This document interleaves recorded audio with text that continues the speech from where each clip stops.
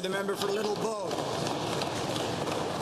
Thank you, Mr. Speaker. Yesterday's Auditor General's report made it obvious why we need a clear and transparent sunshine list for infrastructure projects.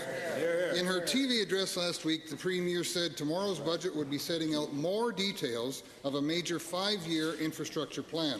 It's also been 1 year now since members on the government bench has promised a transparent infrastructure sunshine list for all Albertans. Will the government finally unveil the list so communities can see where their needs stack up? Honourable Minister of Infrastructure. Well, thank you very much, Mr. Speaker, and thank you very much for the question. And the honourable member is right. This government is coming forward with a capital plan that will help build communities, that will help build the economy and create jobs for all Albertans, Mr. Speaker, and I'm very proud of it. And with respect to the Sunshine List, I think I can tell the honourable member that he can stay tuned for the budget tomorrow, but it seems that it is dawn for the Sunshine List. First supplemental.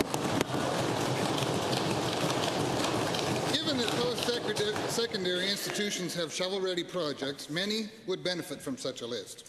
The Wild Rose Jobs Action Plan includes a proposal to invest in knowledge infrastructure.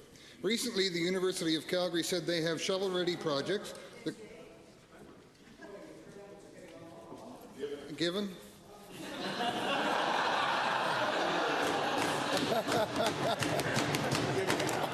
shovel-ready projects that could support over 500 person-years of employment during construction. Given that this government proposes to spend more than double British Columbia's capital plan, there's no excuse to not include this sort of investment. Will the government commit to prioritizing knowledge infrastructure investments to better Alberta's future? Thank you very much, Mr. Speaker, and thank you very much for the question to the honourable member. And infrastructure, of course, takes many forms, and it's a key part of this government's strategy to put Alberta back to work, to make sure that we have the infrastructure that's needed for the growth of the economy when the price of oil recovers. I think that the honourable member will find that if he's patient and waits until tomorrow when the budget is released, that he will understand the priorities of this government. Second supplemental. Thank you, Mr. Speaker. Given this government's ambitious capital spending agenda, the government should give procurement priority bids to include more opportunities for apprentices. Our Wild Rose Jobs Action Plan also called for an increase in apprentice usage on government infrastructure projects. Given rather than have apprentices waste their training and stay at home, will the government sit down with construction industry to figure out the best way to fairly incentivize and use the apprentices on provincial projects?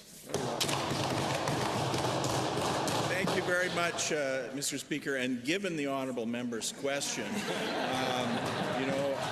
I can tell him that we are having discussions with respect to the question of apprenticeship. We do want to make sure that as many young people as possible have a chance to learn their trade and to become proficient and to be certified in their trade, and that those discussions will continue. So thank you, Mr. Speaker.